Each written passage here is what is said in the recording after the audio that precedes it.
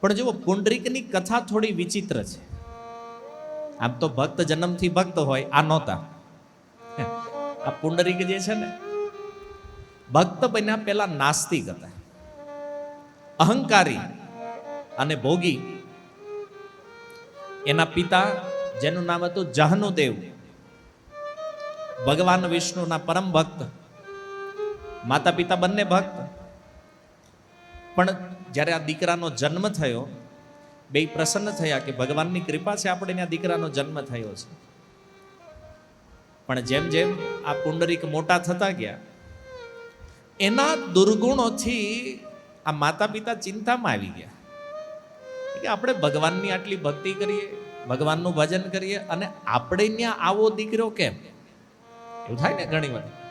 માતા પિતા પરમ ભક્ત હોય અને એને ત્યાં કોઈ આવો પુત્ર જન્મી જાય તો આ તો વિચિત્ર. બિચારા ટેન્શનમાં રહેવા માંડ્યા.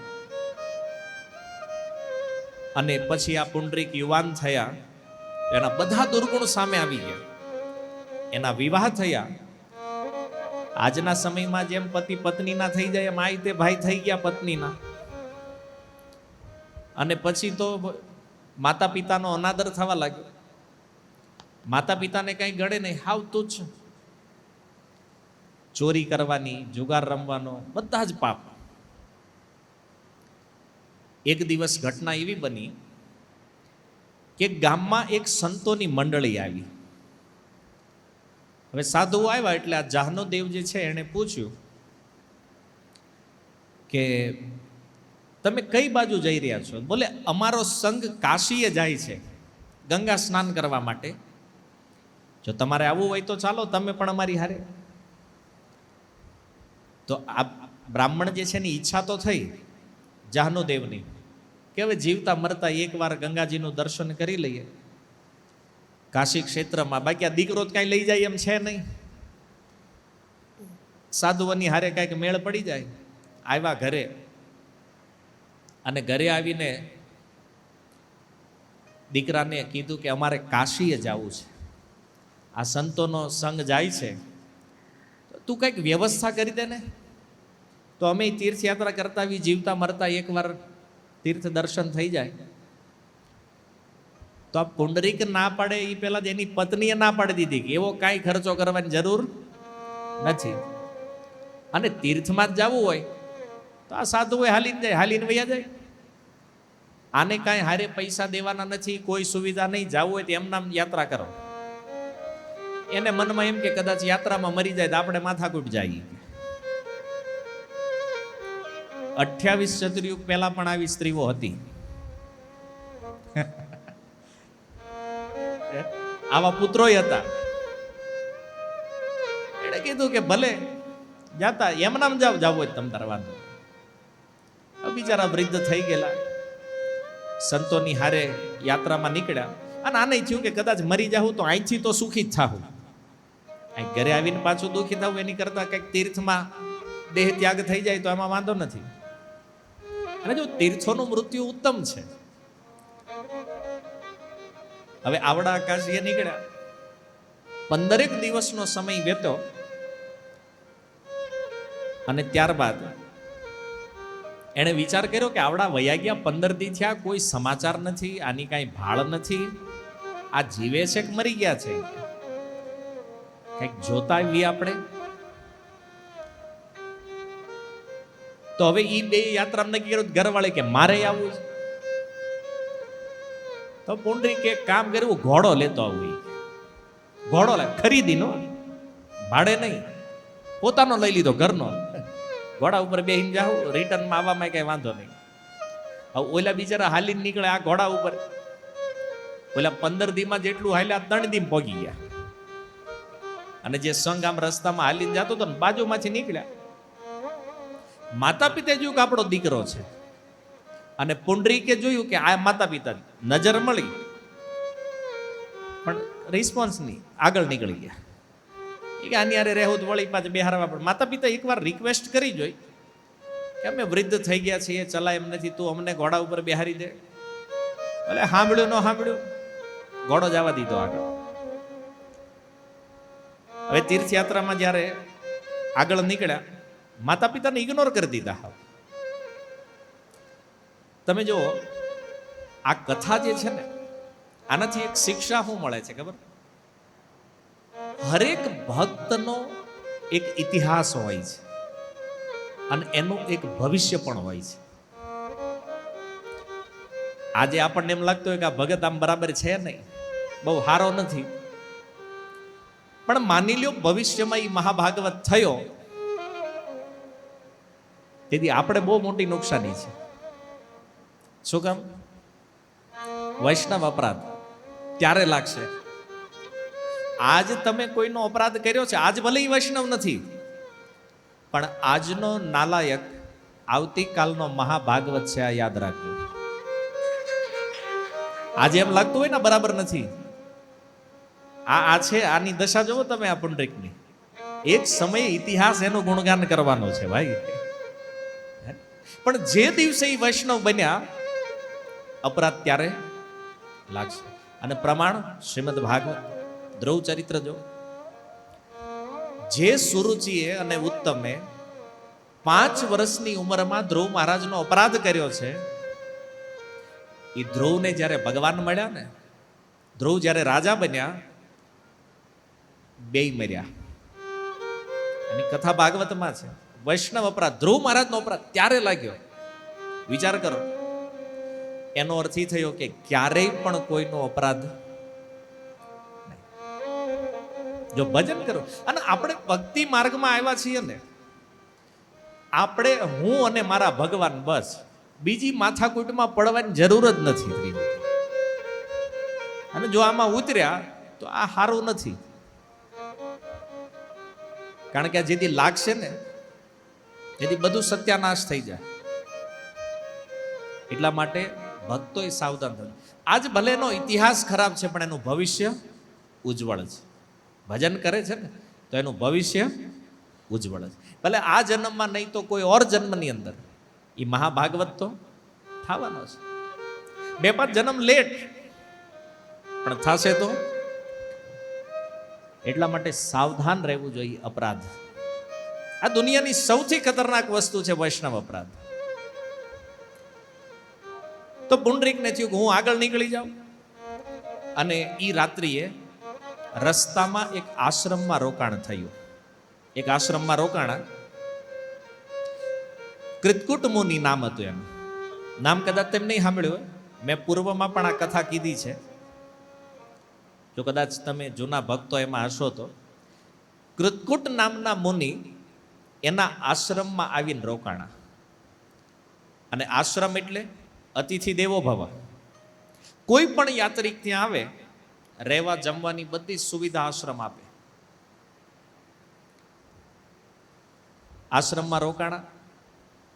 રાત્રિનો સમય, મધ્યરાત્રિ. પુંડરીકને ઊંઘ નથી આવતી. રૂમમાં બારીમાંથી આમ બધું દર્શન કરે. જોયું અદ્ભુત દિવ્ય પ્રકાશ આશ્રમમાં. બહાર આવીને જોયું તો અમુક સ્ત્રીઓ આશ્રમમાં સેવા કરી રહી છે. કોઈ વાળે છે, કોઈ પાણી છાંટે, કોઈ બાથરૂમ સાફ કરે. હરેક સ્ત્રીઓ એક એક સેવામાં લાગેલી છે. પુંડરીકના મનમાં જિજ્ઞાસા થઈ કે આ સેવા જે કરે છે આ સ્ત્રીઓ છે કોણ, અને આટલી દિવ્ય સ્ત્રીઓ છે. એ પુંડરીક જ્યારે ત્યાં ગયા, જઈને એક સ્ત્રીને પૂછ્યું, તમે કોણ છો અને તમે અહીંયા શું કરી રહ્યા છો? ત્યારે સ્ત્રી કહે છે, હું સાક્ષાત યમુનાજી છું. કોણ છે? યમુનાજી. અચ્છા, તમે સાક્ષાત યમુના મહારાણી છો? અન્ય સ્ત્રીઓ બોલે, અહીં જે પાણી છાટે ને એ ગંગા છે સાક્ષાત. આજે ઝાડુ વાળે છે ને કાવેરી, ભારત વર્ષની તમામ પવિત્ર નદીઓ સ્ત્રીનું રૂપ લઈ આ મુનિના આશ્રમમાં સેવા કરે છે. સેવા કરીએ છીએ અમે અહીંયા. પણ એ કે તમે તો આખી દુનિયાના પાપ ધોવો છો, તમારે અહીં સેવા કરવાની શું જરૂર છે? આખું ગામ તમારી સેવા કરે છે. બોલે ઈ છે કે જે આખું ગામ પાપ ઠલવે છે ને અમારી અંદર, ઈ ધોવા અહીંયા આવી છે. કારણ કે અમારામાં ભેગા થાય નાખવા ક્યાં આવી અમારે આ નદીઓ કે અમારી અંદર તો આવીને ઠલવી જાય છે. શુદ્ધિકરણ માટે. આ ભક્ત બહુ મોટા છે, આ મુનિ જે છે ને આનો આશ્રમ, અને એટલે રાત્રે આવીને અમે સેવા કરીને અમારા બધા પાપ આ ભક્તની સેવા કરવાથી નષ્ટ થઈ જાય છે. એટલે અમે આશ્રમની અઠવાડિયે 3 દીએ 4 દીએ મુલાકાત લઈએ, અને આજે મુલાકાત થઈ ગઈ છે અમારી. પાપ ધોવા માટે અમે આ સેવા કરીએ છીએ. તો પુંડરીકે પૂછ્યું કે આનું કોઈ પ્રમાણ? તમે સાક્ષાત યમુનાજી છો અને પાપ ધોવા કામ કરો, આનું પ્રમાણ શું છે? ત્યારે કીધું કે અમારામાંથી એક મોડી પડી છે. કોણ? સરસ્વતી. હમણાં આવશે ઈ. જોઈ લેજો. સરસ્વતીજી આશ્રમમાં એન્ટર થયા. યમુનાજીએ કીધું કે બ્રાહ્મણ દેખાય સરસ્વતીજી આવે છે. કોણ સરસ્વતી? કારણ કે સરસ્વતીજી એટલા કાળા અંધારામ દેખાણો નહીં કે આવે છે. અને સરસ્વતીજીએ સેવા લીધી હાથમાં. લગભગ થોડી વાર 15 મિનિટ સેવા કરીને તો અન્ય દેવીઓનું જેવું રૂપ છે ને એવું રૂપ થઈ ગયું એનું. એને કીધું જોયું આ લાઈવ ઘટના જોઈ? પાપના કારણે એવો કાળો કલર પકડ્યો તો કે દેખાતા નહોતા. અને હવે આ સેવા, વૈષ્ણવોની સેવાની શું મહિમા છે જુઓ. આ સેવા કરીને એનું પરિણામ જોઈ લો. સરસ્વતીના પાપ નષ્ટ થયા. જોઈ લે એનું રૂપ. હવે તું પ્રમાણ તારી સામે છે. તો એ બ્રાહ્મણે પૂછ્યું કે અહીંયા આવીને જ કેમ સેવા કરો તમે? આ મુનિમાં એવું શું છે કે તમે એના આશ્રમમાં સેવા કરો છો? એવું કેવું તપ કર્યું છે એણે?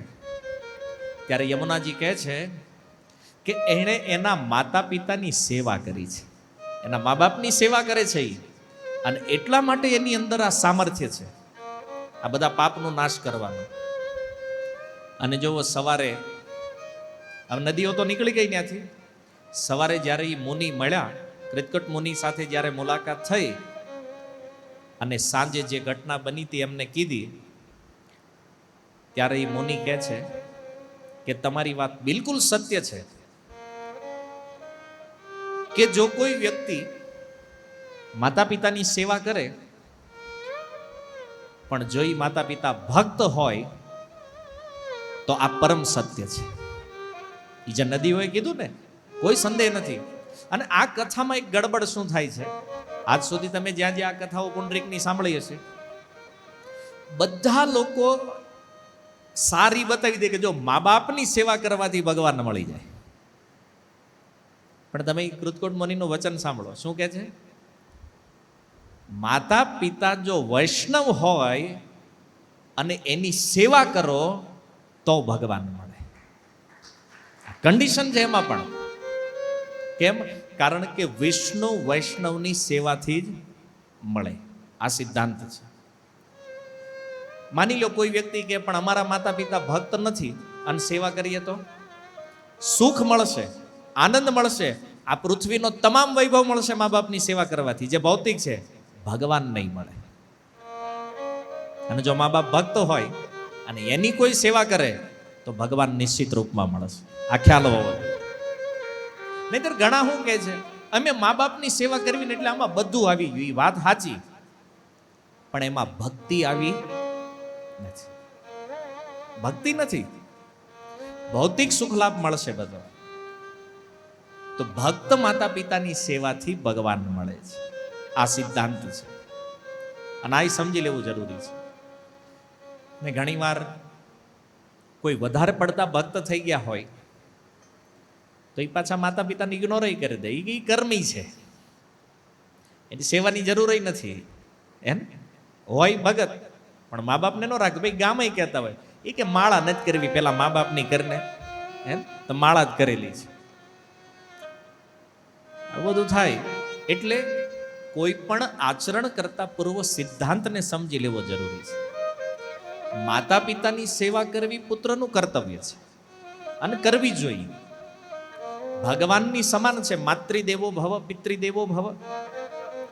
પણ માતા પિતાની સેવા કરીને જો ભગવાનને છોડી દેશો તો રોંગ છો તમે. માતા પિતા જો વૈષ્ણવ છે અને એની સેવા કરો છો તો ભગવાન પ્રસન્ન થશે 100%. કારણ કે ભગવાન એને જ જોતા કે તમારા માતા પિતા છે, એ જોવે છે કે મારા ભક્તની સેવા કરે છે. હે, મારા ભક્તની સેવા છે એટલે હું એની ઉપર પ્રસન્ન થઈ રહ્યો છું. આ ભગવાન જોવે છે. એટલે આપણે જ્યારે પણ સેવાના ભાવમાં હોય ને ત્યારે સિદ્ધાંત પણ ખબર હોવો જરૂરી છે. અને પછી તો જ્યારે આ મુનિ પાસેથી સાંભળ્યું કે મારા માતા પિતા ભક્ત છે અને મેં એની સેવા કરી છે અને એનું ફળ એ છે કે મને ભગવાનની ભક્તિ પ્રાપ્ત થઈ છે અને આજે આ નદીઓ આવીને મારા આશ્રમમાં સેવા કરે છે. હવે આ જ્યારે એને સાંભળ્યું અને ઘોડા ઉપર સવાર થયા તો એની પત્નીએ કીધું મને તો બેહારો, તારે જ્યાં જવું હોય ત્યાં જાય કે તને હારે લઈ જવાની થતી નથી. હે, અને મારતા ઘોડે જે બાજુથી સંઘ આવી રહ્યો છે ગયા, માતા પિતાના ચરણમાં દંડવત પ્રણામ કરી અને ક્ષમા યાચના કરી. એમ કેટલું દુઃખ આપ્યું છે તમને, કેટલું કષ્ટ આપ્યું છે, પણ આજ મને સમજાણું છે કે હું શું કરી રહ્યો તો, મેં શું અપરાધ કર્યો છે, તમે મને ક્ષમા કરો. બેયને ઘોડા ઉપર બેસાડી અને લઈ ગયા કાશી, ગંગાજીમાં સ્નાન કરાવ્યું અને એ જ ઘોડા ઉપર બેહારી અને જ્યારે પાછા આવ્યા પછી તો ઘણા તીર્થોમાં યાત્રા કરાવી અને યાત્રા કરતા કરતા જ્યારે પાછા આવ્યા આ સ્થાનમાં રોકાણ, જે સ્થાન આ પંઢરપુર, અહીંયા રોકાણ. અને પછી પુંડરીક વિચાર કરે કે હવે ઉપર ને જ જવું. શું કામ? માતા પિતા વૃદ્ધ થઈ ગયા છે, એને ચાલવામાં તકલીફ છે, ઉપર જવું નથી. અહીંયા રહું ને અહીંયા જ એની સેવા કરું. અને એક ઝૂંપડી બનાવી એમાં રહેવા લાગ્યા. માતા પિતાની સેવા પ્રારંભ કરી અને એક વ્રત લીધું કે જ્યાં સુધી માતા પિતા જીવિત છે ત્યાં સુધી મારે આની સેવા કરવાની છે. અને સેવાનું વ્રત લીધું. માતા પિતા વૈષ્ણવ છે, મેં કીધું ને ભ્રમથી બચો. કથા પુંડરીકની સાંભળીને મા બાપની સેવાને જો ભક્તિ માની લેશો ને તો ભ્રમિત થઈ જાઓ, ભવસાગર પાર નહીં થઈ શકો તમે નહીં, તમારા માતા પિતા નહીં. અસલી સેવા માની લો, કોઈ માતા પિતાની સેવા એટલે શું? એના ચરણ દબાવવા, એને ખાવાનું આપવું, આ સેવા છે નહીં. આ શરીરની સેવા છે. આ તો કરવાનું જ છે આપણે, પણ અસલી માતા પિતાના આત્માની સેવા ક્યારે થાય? જ્યારે એને પણ ભક્ત બનાવીને ભગવાનના ચરણ સુધી લઈ જાવ ને, આ અસલી સેવા છે. ઓલું તો કરીએ છીએ આપણે, પગ દબાવીએ, ખાવાનું આપીએ, સેવા. શરીરની સેવા થઈ રહી છે. આપણે બેય કરવાની છે, શરીરની પણ અને આત્માની પણ. અને વૈષ્ણવોની તો અસલી સેવા આત્માની સેવા છે. આત્માથી જ્યારે ભગવત સેવા થાય, આ સૌથી શ્રેષ્ઠ છે. અને પુંડરીક આ વ્રતમાં દ્રઢ થયા એને, અને બરાબર આ સમય અને ભગવાન રૂકમણીજીને ગોતવા નીકળ્યા છે, રિહાઈને આવ્યા છે અને ગોતવા ભગવાન આવ્યા. રૂકમણીજીને શોધે છે આ સ્થાનમાં અને શોધતા શોધતા ભગવાન આ પુંડરીકની કુટિયામાં પહોંચ્યા છે. જઈને દરવાજો ખટખટાવ્યો. પુંડરીક કે જે હોય વહી આવો અંદર. ભગવાન અંદર આવ્યા. પણ જો ભગવાન આવ્યા શું કામ? બે ઉદ્દેશ્ય છે. એક તો રૂકમણીજીને શોધવાના પણ છે અને બીજું પોતાના આ ભક્તનું દર્શન પણ કરવું છે ભગવાનને. જો ભગવાનને આનંદ આવે છે એના ભક્તના દર્શનમાં. ધ્રુવ મહારાજનો પ્રસંગ જોવો, ભાગવત. દેવતાઓ જ્યારે ભગવાન પાસે જઈને પ્રાર્થના કરી કે પ્રભુ તમારા ભક્તની તપસ્યાથી આજે આખા બ્રહ્માંડમાં હવાનું પરિભ્રમણ અટકી ગયું છે, કંઈક કરો. ત્યારે સુખદેવજી કહે છે ભૃત્ય દ્રદર્શયા હરિહિ. ભગવાને કીધું કે હું જઈશ મારા ભક્તને જોવા માટે મધુવનમાં. જ્યારે એ આવ્યા ને ત્યારે સુખદેવજી કહે છે કે ધ્રુવનું દર્શન કરવા ભગવાન આવ્યા છે, દર્શન દેવા નહીં. એમ આજે આ પુંડરીકની સેવા જોઈ અને ભગવાન દર્શન કરવા આવ્યા છે, દર્શન દેવા નહીં. અને ભક્તિ સિદ્ધાંત સરસ્વતી મહારાજ કહેતા કે શુદ્ધ ભક્તિ જો તમારે કરવી હોય, સરળ બનો, ભજન કરો, બીજી કાંઈ માથાકૂટ ન કરો, તમારા દર્શન કરવા ભગવાન આવશે, તમારે ક્યાંય જવાની જરૂર નથી. ભગવાન બોલાવે છે. હા, ભગવાન કહે છે હું સાક્ષાત દ્વારકાધીશ. પુંડરીક હામું નથી જોતા, હું કેમ? સેવામાં વ્યસ્ત હતા ને. હવે જો ભગવાન આવીને ઊભા છે, સેવામાં વ્યસ્ત છે, પુંડરીક હામું નથી જોતા. ભગવાન કે હું છું દ્વારકાધીશ, અને એ મરાઠીમાં પુંડરીક કહે છે જે પણ આહે તુમી તીકડે જ તાંબા. મતલબ જે હોય એ તમે નાન્યાનું ઉભા રહ્યો. કેમ? હું અત્યારે વ્યસ્ત છું, અને પછી જેવી વાત કરશું. તરુ ભગત્યાંચ મણાલે, ત્યારે ભગવાન બોલ્યા, શું કહે છે? મી દ્વારકાધીશ કૃષ્ણ આહે. ભગવાન કે હું સાક્ષાત દ્વારકાધીશ કૃષ્ણ છું. ત્યારે પુંડરી કહે છે મારું અહોભાગ્ય કે તમે મારી કુટિયામાં પધાર્યા. મારા માતા પિતા ઉપર તમારી એક દ્રષ્ટિ ફેરવો, કારણ કે પ્રભુ તમારી દ્રષ્ટિ જેની ઉપર પડે ને એનો ભવસાગર સુકાઈ જાય છે. એક દ્રષ્ટિ તો કરો આ મારા મા બાપ જે છે એની ઉપર, એટલે આના જન્મ મરણ પૂરા થાય, આની મુક્તિ થઈ જાય. પણ સેવા મારી જ્યાં સુધી પૂરી નહીં થાય ત્યાં સુધી વેઇટ, તમારે ઊભું રહેવું પડશે. ભગવાન કે કાંઈ વાંધો નહીં, હે ને, ઊભા રહ્યો. અને ઈંટ બાજુમાં એક હતી, પુંડરીકે જોઈ ઈંટ ઉઠાવીને ફેંકી ભગવાન જે બાજુ ઊભા છે આની ઉપર ઊભા રહી જાવી. હવે એક પ્રશ્ન મૂળી છે, આ ઈંટડું આવ્યું ક્યાંથી? ગૌડીય કથા તો તમે જાણો છો ને, આની કથા શૈલી શું હોય છે, આમાં બધું વિવરણ કાઢવું પડે.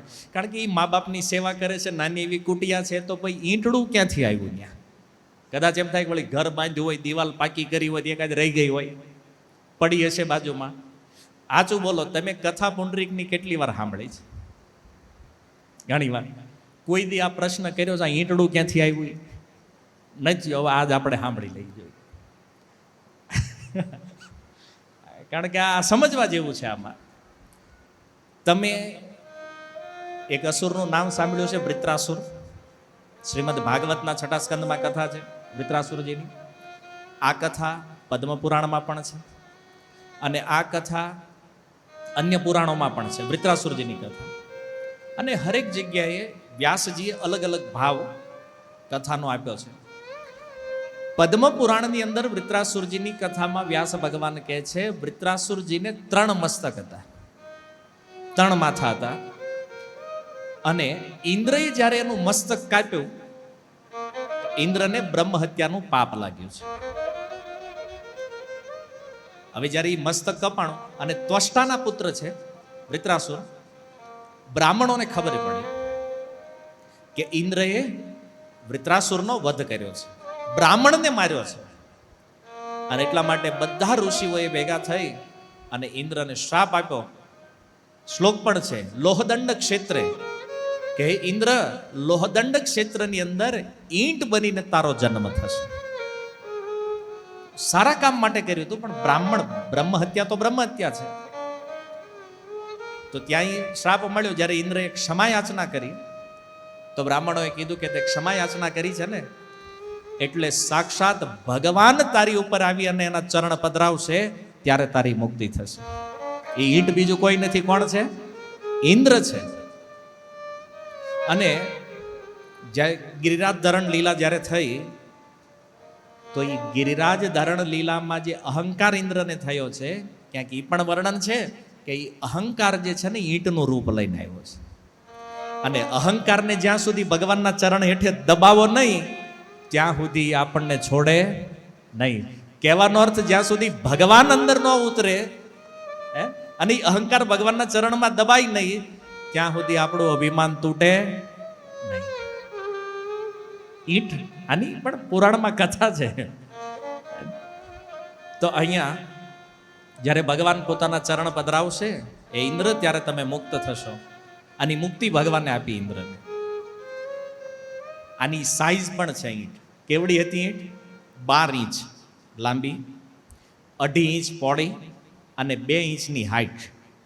આ ઈંટ જે પુંડરીકે ફેંકી હતી ભગવાન વિઠ્ઠલ બાજુ, એને ભગવાન વિચાર કરે છે કે સંસારમાં જ્યાં જ્યાં પણ હું ગયો, મને મોટા મોટા સિંહાસન આપ્યા અને અહીંયા ઈંટ. પણ ભગવાને કીધું હાહરામાં આવવું જોઈએ, વાંધો નહીં. આ કીધું સસુરાલ છે ને આ ભગવાનનું, સાસરે આવ્યા છે તો કે સસુરાલમાં જે મળ્યું એ ઓકે છે. હાંકો આમાં કે ઈંટ તો ઈંટ. ભગવાન ઊભા રહી ગયા અને જ્યાં સુધી પુંડરીકે સેવા કરી, લગભગ 1/2 કલાક જેવી સેવા ચાલી અને સેવા જ્યારે પૂરી થઈ, પુંડરીક ઉઠ્યા, માતા પિતા સૂઈ ગયા છે.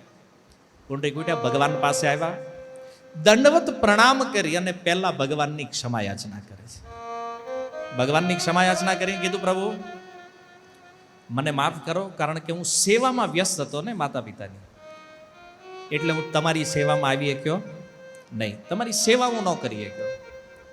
પણ તમે અહીંયા ઊભા છો તો એ જે ભગવાન ઊભા છે ને એનું રૂપ દર્શન કરતા શંકરાચાર્ય ભગવાન અષ્ટકમનો 2ય શ્લોક કહે છે, તડિત વાસસમ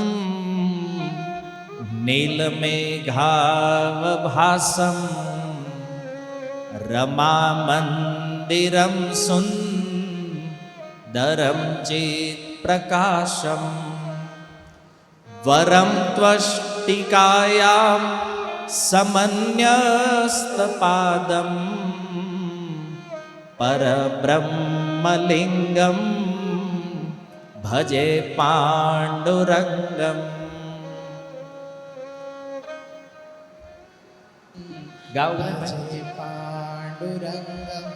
પરબ્રહ્મલિંગમ ભજે પાંડુરંગમ.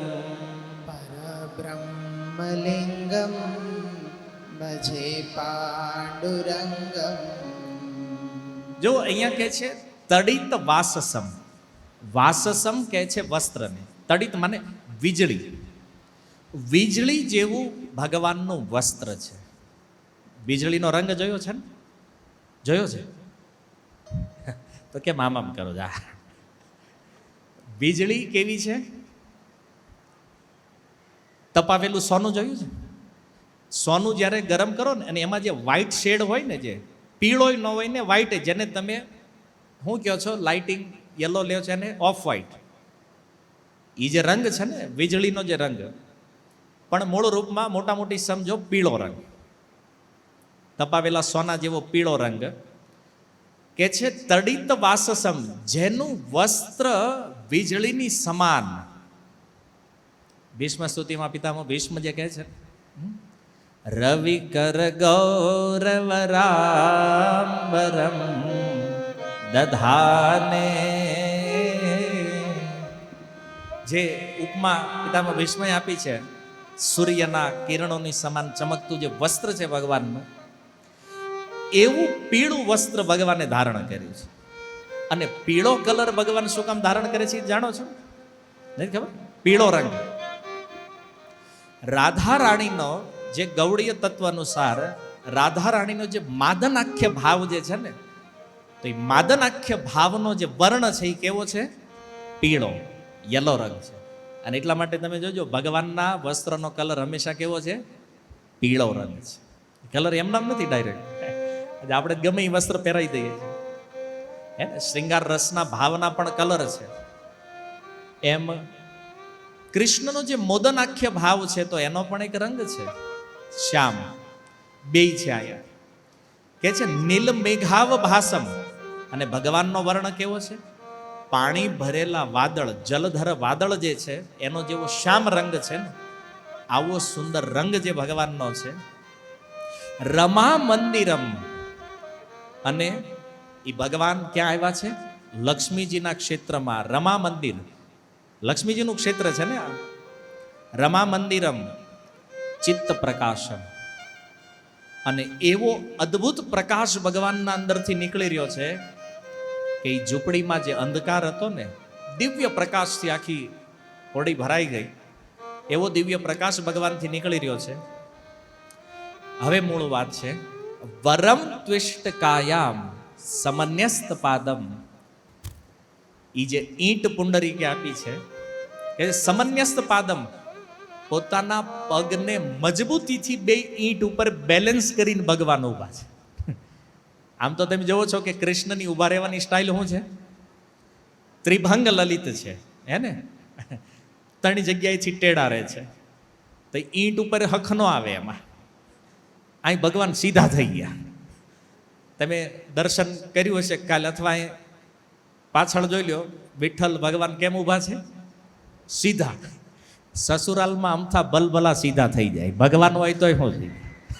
એમ હા હરે ઈ સીધા થઈ ગયા, તો આપણી શું વાત છે ભાઈ? થાય નહીં. ભગવાને કીધું આ સીધું રહેવું પડે છે, એકદમ સ્ટ્રેટ. કારણ કે ઓલી ઈંટની સાઈઝ તો તમે જાણો છો.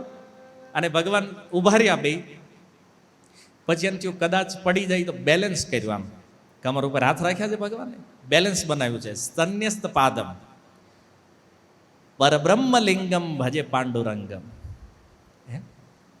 તો આ તો ભક્તોનો ભાવ છે. તો ભગવાન સીધા ઉભા રહી ગયા. જે ત્રિભંગ લલિત છે એ પંઢરપુરમાં સીધા થઈ ગયા. તૃતીય શ્લોકમાં શંકરાચાર્ય ભગવાન કહે છે, પ્રમાણમ ભવાબ્ધે ઇદમ મામકાનામ નિતમ કરાભ્યામ ધૃતો યેન તસ્મા વિધાતુર્વસત્યે ધૃતો નાભિકોશ પરબ્રહ્મલિંગમ ભજે પાંડુરંગમ. પરબ્રહ્મલિંગમ ભજે પાંડુરંગમ. પરબ્રહ્મલિંગમ ભજે પાંડુરંગમ. પરબ્રહ્મલિંગમ ભજે પાંડુરંગમ. તો જો સીધા કેમ થઈ ગયા ભગવાન, એનું કારણ શંકરાચાર્ય ભગવાન આપે છે. પ્રમાણમ, આ પ્રમાણ છે શું? ભવાબ્ધેર ઇદમ મામકાંતનમ. આ પ્રમાણ છે કે પોતાના ભક્ત માટે ભગવાન બતાવી રહ્યા છે, નિતંબ કરાભ્યામ ધૃતોયેન તસ્માત. મારા જે ભક્તો છે ને એના માટે આ ભવસાગર કેવો છે? બોલે કમર સુધીનો જ છે. એટલે તમે ગામડે ગયા હોય અને તમને ખબર છે ગામડે જે નદી હોય, હવે ગામ લોકોને ખબર હોય આપણે એ નદી આમ હાલીને પાર કરવી હોય તો એને પૂછો કેટલું ઊંડું છે? કમર સુધી છે, વયા જ આવી કે વાંધો નહીં, મતલબ તમે આમાં ડૂબવાના નથી. હોય ને, કમર સુધીનું પાણી હોય તો આપણે સાહસ કરીએ જવાનું. તો અહીંયા ભગવાને આ ભવસાગર જે છે, હવે તમે જોજો ને સમુદ્રની ઊંડાઈ કેટલી હોય, 6 ફૂટ વાળાનું કામ જ નથી કાંઈ. સીધા ઉતરી જાય અંદર. 6 ફૂટની વાત જવા દો, હજારો ફૂટના જહાજ પણ ગોત્યા ન જડે એમાં. આ સમુદ્રની વાત છે. તો આવો ભવસાગર છે. એકવાર જે જીવી ભવસાગરમાં પડ્યો, ગોત્યો જડતો નથી. પણ ભગવાન કહે છે કે જે મારી શરણમાં આવ્યો છે, જેણે મને શરણાગત થયા છે, જે એના માટે આ ભવસાગરને કેવો કરી દઉં છું?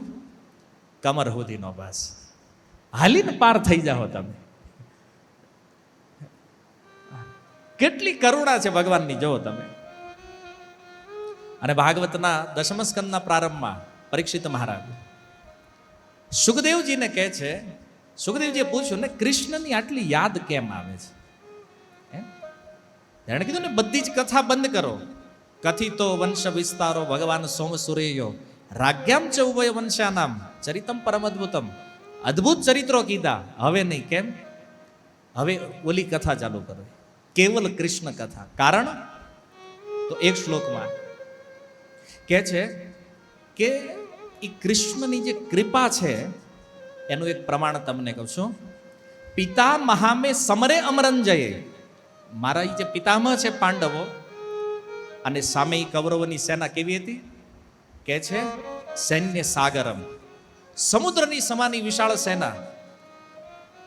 પણ કૃષ્ણ સાથે હતા ને, તો એ સાગર જેવી સેના મારા પિતામહ પાર કરી ગયા. કેવી રીતે? એટલે સ્મયત વત્સ પદમ, જેવી રીતે ગાયના વાછરડાનું પગલું પડવાથી જે ખાડો બને એમાં જળ ભરાય અને એને પાર કરવું જેટલું આસાન છે ને, એટલું જ મારા પિતામહ પાંડવો માટે આસાન હતું એ સેનાને તરવી.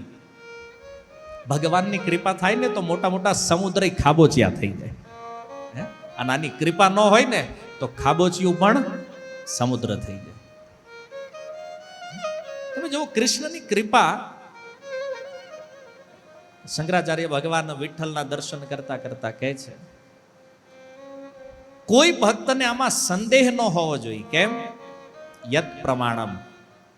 શ્લોક જ ત્યાંથી શરૂ કર્યો. પ્રમાણમ ભવાબ્દેર ઇદમ્મા બકાના. આ પ્રમાણ છે કે મારા ભક્તજન માટે આ સંસાર સાગર કેવલ કમર સુધી છે. તો એક પ્રશ્ન થયો કે બે હાથ કેમ આમ રાખીને ઉભા છે ભગવાન? એ બતાવવા માટે. અહીં સુધી જ છે, ચિંતા કરવાની જરૂર નથી. કે છે વિધાતુર્વ સત્ય ધૃતો નાભિકોશ. અને જુઓ એ જે ભગવાનની નાભી છે ને, આ બ્રહ્માનો જન્મ ક્યાંથી થયો છે? ત્યાંથી. એ નાભીમાંથી કમળ નીકળ્યું છે જેની ઉપર બ્રહ્માજી આવ્યા છે. તો એ નાભી પણ ક્યાં છે? કમરના ભાગ સુધી. હવે તમે વિચાર કરો કે આખા જગતનું સર્જન થયું છે એ બધું નીકળ્યું છે નાભીમાંથી. જેટલા સમુદ્રો છે, આ જે કાંઈ, ભગવાન કે મારે શરણાગત થઈ જાવ તો એ નાભી જેવડા નાના થઈ જાય. એવડા જે નાભીમાં આખા બ્રહ્મા આવી ગયા, આવી રીતે એ નાભીને પાર કરવું જેમ ઈઝી છે, કાં તો કમર અને નાભી બે સેમ લેવલમાં ગણી લો. ભગવાન કે એટલું જ છે. કહેવાનો મૂળ સાર ઈ છે કે જો મને શરણાગત થયા, ભજન કર્યું તો ડૂબવાના તો નથી. કોકને મરી જવું હોય ને, પાણીમાં ડૂબવું હોય ને, તો કમર સુધીમાં ન મરી શકે. ટ્રાય ન કરતા નહીં. આ નગર વળી જાય, હાલો ને પ્રભુજીએ કીધું છે નર્મદામાં નારેશ્વર વયા જાય, ટ્રાય કરી જોઈએ. કમર સુધીને પાણીમાં ડૂબવા જાવ ને તોય બારવી આવો. કાં તો પગ હેઠે અડી જાય ને તો એમાં મરે નહીં માણા. ચાહે તો પણ ન ડૂબે. એમ ભગવાન કહે છે કે ભક્તિ કરીને આને કમર સુધી હું કામ લીધું ભગવાને? કે તમે આ ભવસાગરમાં ડૂબવા માગો તોય હું ડૂબવા દઉં નહીં.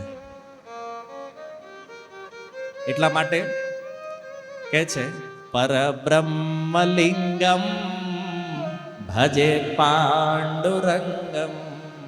પરબ્રહ્મલિંગમ ભજે પાંડુરંગમ. તો અહીંયા સુધી આ પુંડરીકની કથા શંકરાચાર્ય ભગવાને કરી છે. તો પુંડલીક ભગવાનની સામે ઊભા છે. ભગવાન એને વારંવાર વિનંતી કરે છે, વરદાન માગી લે. પુંડરીક કે દેવું છે, હું કામ મેં બોલાવ્યા? તમે જુઓ પુંડરીકની નિષ્કામતા પણ ઈ સ્તર ઉપર છે. એક સમયનો કેટલો દુષ્ટ વ્યક્તિ જેની સામે આ સાક્ષાત ભગવાન ઉભા છે. ભગવાનને કે શું કામ દેવું તમારે ભાઈ? મેં માગ્યું, મેં બોલાવ્યા તક દેવા અહીંયા હોય, તમે તમારી હાથે આવ્યા છે. અને કદાચ જો તમને એવું હોય કે તમે મારા માતા પિતાની ભક્તિથી અહીંયા આવ્યા છો,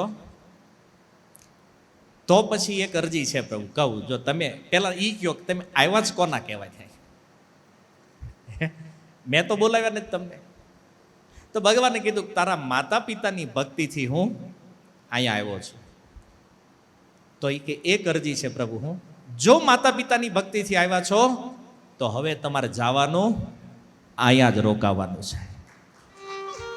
અને એ પુંડલીકે કીધું પ્રભુ અહીં રોકાવાનું છે. એ દિવસ ને આજની ઘડી આ ભગવાન વિઠ્ઠલ હજી અહીંયા ઊભા છે, ગયા નથી. કીધું બસ પ્રભુ હવે અહીંયા સ્થિર થઈ જવાનું છે. આ ઈંટ ઉપર ઉભા રહ્યો અને જેટલા પણ પાપી તાપી દુખી દરિદ્ર જીવ તમારી પાસે આવે, આની ઉપર એવી કૃપા કરો કે આ બધા જીવો આ ભવસાગરથી પાર ઉતરી જાય. અને ત્યારથી ભગવાન આ ઈંટ ઉપર ઊભા છે. ઈંટને મરાઠીમાં કહે છે વીટ. વીટ માને ઈંટ. અને ભગવાન એની ઉપર ઊભા છે એટલે ત્યારથી ભગવાનનું એક નામ થયું વિઠ્ઠલ. બોલો વિઠ્ઠલ ભગવાન કી. અને આને મહારાષ્ટ્રમાં વિઠોબા પણ કહે છે. વિઠોબા. બધા નામ છે અલગ અલગ, પણ જે આપણે જે નામ હમણાં બોલ્યા પાંડુરંગ, આ નામ કોણે આપ્યું છે? નામદેવ, તુકારામજી, આજે બધા ભક્તો થયા ને, એણે ભગવાન વિઠ્ઠલનું નામ આપ્યું છે પાંડુરંગ. અચ્છા, પાંડુરંગ એટલે આ કલર ઉપરથી આવ્યું છે. પાંડુનો અર્થ છે પીળો. જોઈશે ને મહાભારતમાં વ્યાસદેવના પાંડુ વર્ણને જોઈને એ અંબાલિકા જે પીળી પડી ગઈ ને જેનાથી મહારાજ પાંડુનો જન્મ થયો છે. તો આ પીળો રંગ જે છે ને, જો રંગની પણ બહુ મહત્તા છે ભગવાનમાં. આજ સુધી આપણે નહોતા જાણતા કે કલરનું ને કૃષ્ણનું શું કોમ્બિનેશન છે, પણ હવે તમે થોડા ટાઈમથી સમજી રહ્યા છો રસ અને કલરનું શું કોમ્બિનેશન આવે છે ભાઈ. એમ તો ભગવાનના 3 રંગ મુખ્ય જોયા હશે તમે. એક તો નીલો રંગ, મેઘશ્યામ. અને ભગવાન રામ માટે પણ નીલાંબુજ શ્યામલ કોમલાંગો, નીલો વર્ણ છે. એક ભગવાનનો શ્યામ વર્ણ છે, એક નીલ વર્ણ છે. ક્યારેક ક્યારેક લીલા ઉપર હોય થોડો હરિત, અને એક પીળો છે. તો આ 3 કલર જે છે ભગવાન. ભગવાન કૃષ્ણ જ્યારે વૃંદાવનમાંથી નીકળે, ગાયો ચરાવવા જાય ને, વૃંદાવનમાંથી જ્યારે નીકળે ત્યારે એનો રંગ શ્યામ હોય. અને જ્યારે ગાયો ચરાવીને જ્યારે સંધ્યા સમયે પાછા ફરે છે ને, ત્યારે એનો રંગ કેવો હોય છે? પિત્ત, પીળો રંગ થઈ ગયો હોય. કારણ ખબર છે આવું કેમ થાય છે? હા, ગાયો ચરાવતા ચરાવતા જે રજ ઉડે છે ને, એ રજ જ્યારે લાગે છે કૃષ્ણ ઉપર, તો એ શ્યામ વર્ણ કૃષ્ણ કેવા થાય છે? પિત્ત વર્ણ, પીળા રંગના થઈ ગયા હોય આખા, એ માટી લાગવાના કારણે. અને પુંડરીક વિચાર કરે છે કે આ ઈંટ ઉપર જે ભગવાન ઊભા છે, મને તો એ લાગે છે, કારણ કે અહીંયા સાંજના ટાઈમે આવ્યા છે, ભગવાનના શરીરથી પ્રકાશ નીકળે છે, તો પુંડરીકને લાગે છે કે ગાયો ચરાવીને પાછા ફરવા વાળા જે પીળા કૃષ્ણ છે ને, એ જ આ વિઠ્ઠલ છે. એટલે આ કેવા છે? પાંડુરંગ. રંગ માને કલર, પાંડુ માને પીળો. પીળા રંગના જે ભગવાન છે ને, એ છે પાંડુરંગ. અને પીળા રંગ હારે આપણે બહુ એટેચમેન્ટ છે. ચૈતન્ય દેવનો રંગ પણ પિત્ત વર્ણ છે ને. અને જ્યારે એ વાંસળી બજાવે છે, વાંસળી વગાડે છે, ત્યારે એને રાધા રાણીની યાદ આવે છે, રાધા રાણીનું સ્મરણ થાય છે. અને એટલા માટે ત્યાં પણ વર્ણ કેવો છે? તપ્ત કાંચન. કારણ કે જેવો ભાવ છે એવો વર્ણ, તપ્ત કાંચન. તો જે રાધા રાણીના પ્રેમમાં જે પીળા પડી ગયા છે, એ ભગવાનને કહેવામાં આવે છે પાંડુરંગ. છે ને? બોલો પાંડુરંગ ભગવાન કી. અને પુંડરીકના આ વરદાનથી એ ભગવાન અહીંયા રોકાણા. અને પછી આ બધા નામ ચેન્જ થતા ગયા, જેમ જેમ ભક્તો સાથે લીલાઓ થતી ગઈ. તો આ ભક્ત પુંડરીકની કૃપા છે કે આજે પણ એ વિઠ્ઠલ સાક્ષાત આપણને દર્શન આપવા માટે અહીંયા ઊભા છે.